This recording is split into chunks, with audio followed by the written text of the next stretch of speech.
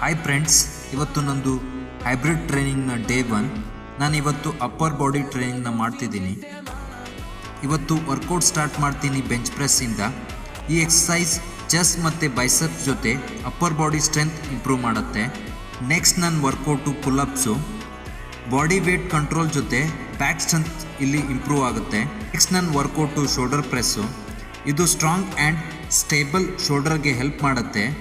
ವೇಟ್ನ ಜಾಸ್ತಿ ಮಾಡಿ, ಆದರೆ ಫಾರ್ಮ್ನ ಯಾವತ್ತೂ ಇನ್ಕರೆಕ್ಟಾಗಿ ಮಾಡಬೇಡಿ. Exercise barbell row. ಇದು ಪೋಸ್ಚರ್ನ ಇಂಪ್ರೂವ್ ಮಾಡುತ್ತೆ ಮತ್ತು ಬ್ಯಾಕ್ಗೆ ಸ್ಟ್ರೆಂತ್ ಕೊಡುತ್ತೆ.